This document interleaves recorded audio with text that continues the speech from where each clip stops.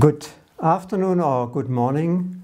Thank you very much for the invitation to give a little bit information about our work. I would like to introduce myself. I'm Peter Kaiser.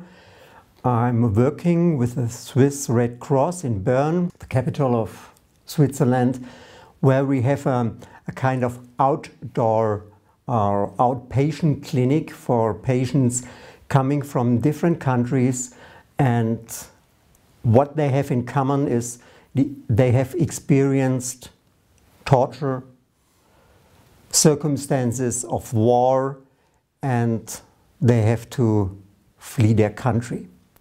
These people are now in Switzerland, and quite often they are not allowed yet to stay in here, therefore they're still very unsure about their asylum status.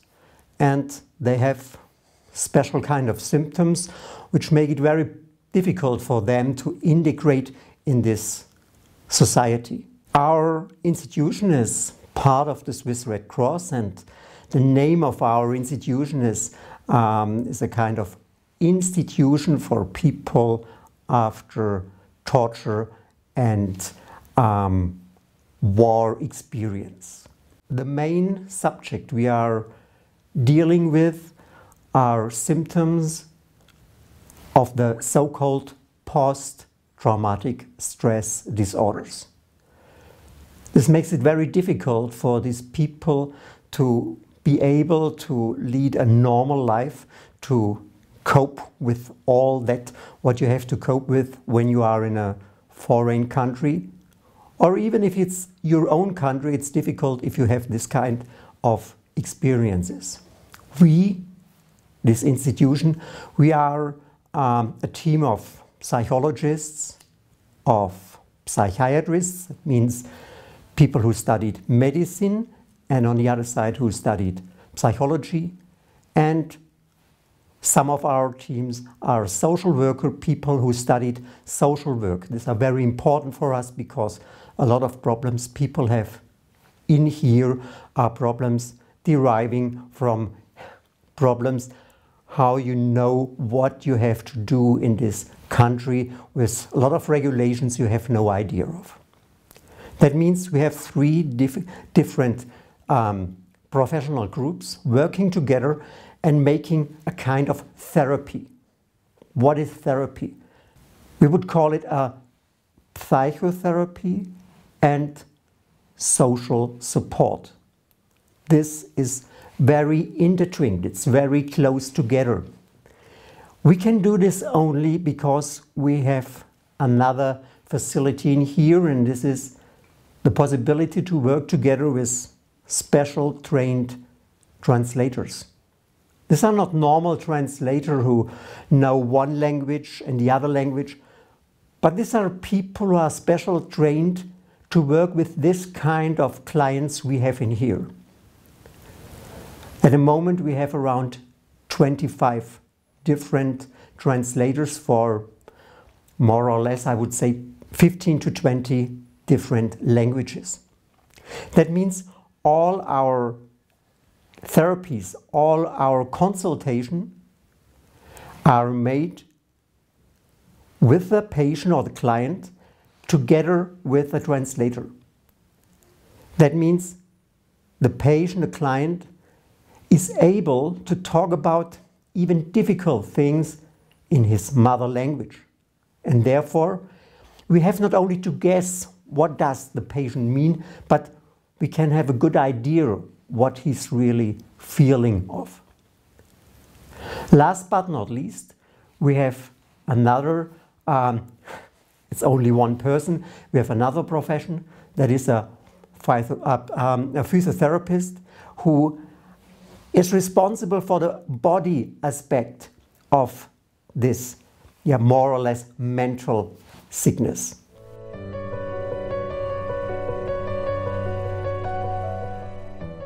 This is a very broad question, because perhaps we have to define what is mental health. If one thinks about body health or physical health, it's more or less clear. you're able to do sports, you're able to work. And mental health, does that mean that you are able to think, that you are able to feel, that you are able to make decisions? Mental health is very broad. And there is a definition of the WHO, of the World Health Organization, which means that mental health includes the emotional, the psychological, and the social well-being. And it is not only the absence of illness.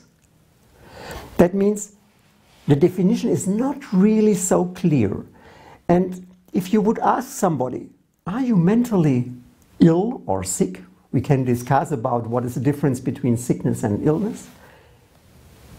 These people normally think this is a strange question, because you can translate mental, healthy or not healthy, in sane or insane, crazy. And mental health, yes, it is that you are able to lead a normal life. Our clients, perhaps in former times, they were able to lead a normal life, but then the circumstances, the political, the economical, even the religious circumstances prevent them to lead a normal life. Then we have some people who have been for decades in jail. They were not able to lead a normal life. Therefore, mental health means that you are able to lead a normal life, that you are able to make decisions, that you are able to think about what will be in future, that you are able to make plans, that you are able to be responsible for other people. That means not only able to lead a life in the daily life, but that you have plans, that you have thoughts about your future. And what are the first signs of mental health problems? When you have the feeling, oh, I'm not sufficient, I'm not really good in dealing with the problems of daily life. When I'm quite often agitated, when I'm more aggressive than it should be, when I get upset due to only small events, when I'm not able to concentrate, when I have the feeling my memories are not fine, that I all the time think, oh, did I know this guy or not? When I'm not able to control myself concerning my behavior. Behavior can mean, for example, consumption of alcohol or drugs. Interesting, it is not concerning consumption of food. If somebody is really fat, one would not say he's mentally not healthy. No? Okay, that means if you have the feeling there's something wrong, and it is quite often a feeling of the stomach, it's not only in the mind. But if you're not able to concentrate, if you are not able to communicate with other people, no? These are the first signs of mental sickness. They can be only for a short time, they can be for a longer time in becoming more and more severe.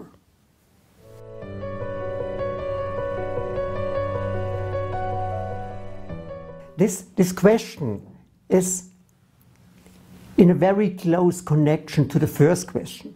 The first question, what are the first signs of mental health problems? And the second question, is mental health a taboo in some, or in my community, or perhaps in all communities? And if it's a taboo, why is it a taboo? Actually, if I ask you, are you mentally healthy? Then you would say, oh, I don't want to ask to have this question posed.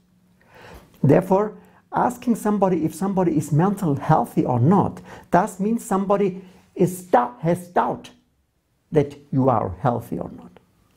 We don't want to talk about mental health because not being mental healthy can mean that you're not able to cope with the difficulties of the day, that you are not able to lead a self-sufficient life, to be able to be more or less controllable, to be, yes, to the extreme that you are perhaps crazy. And crazy means some other people will decide instead of you. You are not able, or you perhaps are not allowed to judge. There will be somebody who will judge for you. You will not be able to lead a self-determined life. And that makes us a lot of fear. We are afraid of being labeled as mentally not healthy, or call it that you are mentally not sane.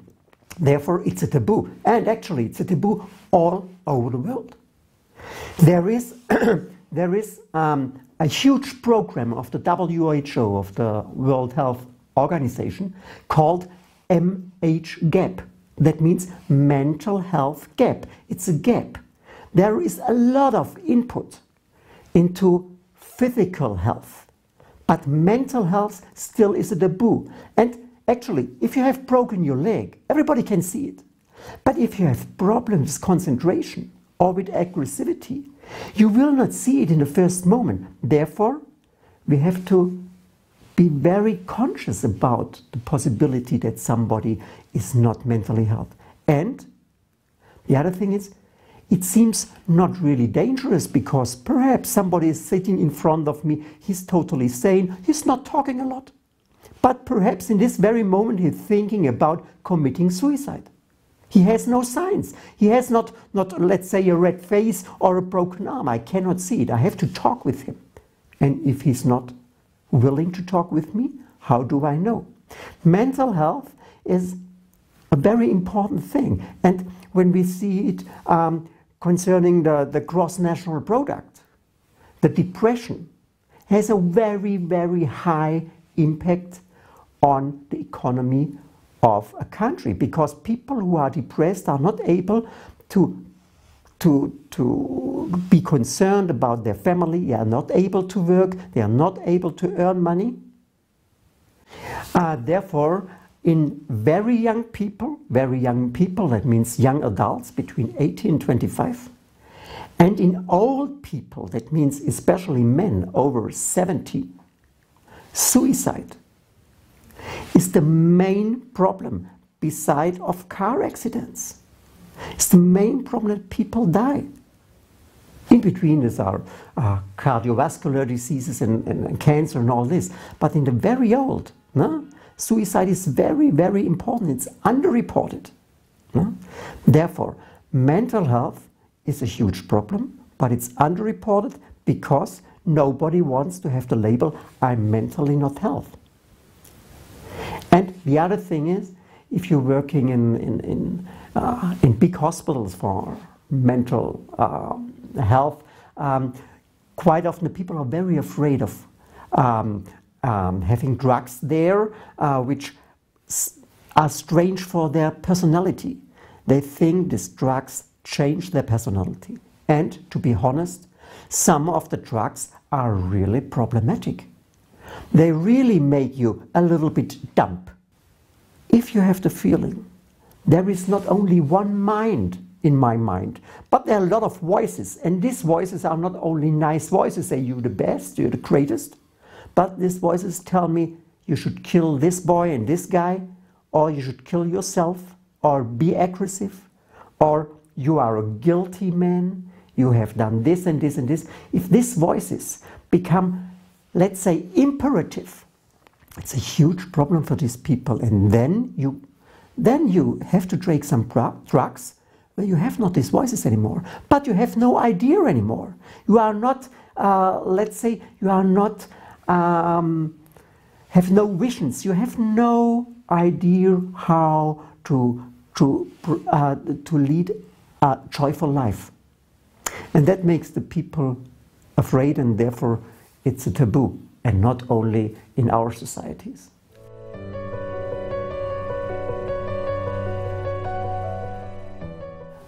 Well, these are two questions actually. At which stage of a mental problem you should seek help? And who could be this help, or what could be this help? And the other side, where can you find help? Actually, I'm a psychiatrist. In the United States, nobody would say a psychiatrist. They call my profession the shrinks. That means I'm this guy who help you to shrink your brain. I make you silly. Huh?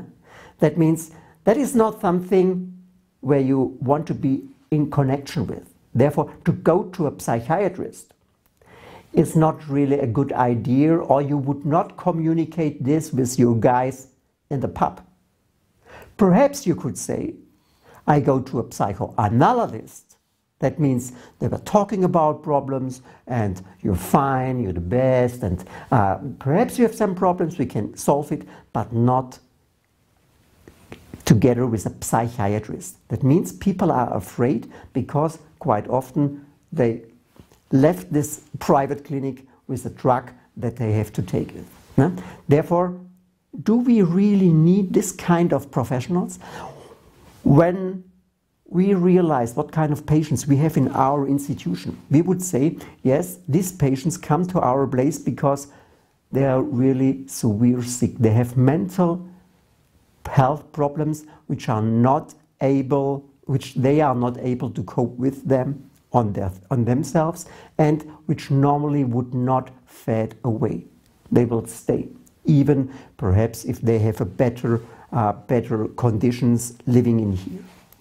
Therefore, the WHO recommends a step-by-step approach. That would mean the first people you would approach if you have a mental problem, like problems with concentration, or problems, let's say, that you have yourself not under control and all this, that you go to a friend, that you go to a counselor, that you go to a registered nurse. You have not to go to a specialist, but these people you go to, they should be aware of when it is necessary to make a transferation to bring you in contact with a specialist. I don't think that all mental health problems should be solved by a specialist like a psychiatrist or psychologist. Some are. If you have problems in your partnership, quite often it's better to talk with a friend than to go to a psychoanalyst or to go to a behavioral scientist. Not necessary. But you have to realize when it is time to go to. And therefore you need, let's say, a lower level of specialization. And this is this stepped approach of the WHO, and this is what a lot of health systems around the world have, because there are not a lot of high-tech specialists. Therefore, the problems have to be dealt with by other people like nurses, like even trained lay people. Okay, when should you go to a specialist, or when should you seek for help? First, when you think it's necessary. Okay, if you're totally crazy, I don't mean any president of some countries, but when you're totally crazy, you don't think that you need help. You think all your social environment seek help, not you, because you are sane. The crazy one are the others. Therefore, it is not only you who has to decide whether it's necessary to seek help, but perhaps it's a community. For example, if somebody is very aggressive and beats his children or his wife, then quite often he thinks that's a normal behavior. Back home, they all the time beat the children and the wife. In here, it's not allowed. Therefore, it has to be somebody else who seeks for help. That may be the family members or somebody from outside, social service, etc. No? That means mental health has a lot to do with social community, with a little bit surveillance. What is somebody doing? If somebody is not working and he is not able to work, yeah, then perhaps it's necessary that he seeks help, because to clear why he's not able, because perhaps he is depressed, or he has a phobia, he's very afraid of people, therefore he stays all the time at home. Or, quite typical, if you are addicted to alcohol, for example, it takes a very, very long time till you think it's necessary that you need help. Your social environment think quite often, quite more earlier, that it's necessary that you have a support. To come to an end, the patient who come to our place, they have severe mental problems and we try to help them. Or I will put it more exactly, we try to help them that they are able to help themselves. This together with our psychologists, psychiatrists, physiotherapists and social worker. There is a lot of need of this kind of services, and in whole Switzerland there are 5 institutions like ours. And therefore we have more people who want to come to us than we are able to treat. And therefore what we offer, and this offer is especially for medical doctors and psychologists, they can apply that we can see one of their patients.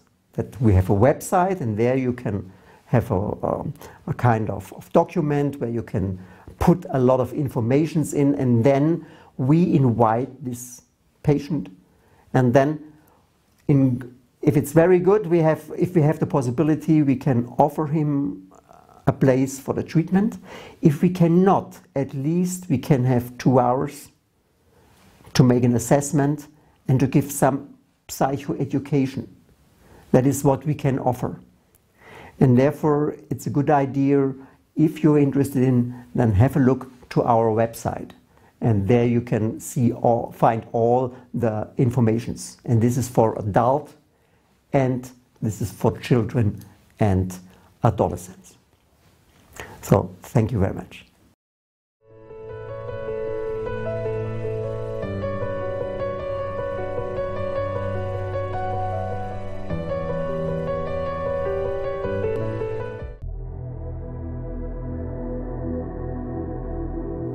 Talk about it.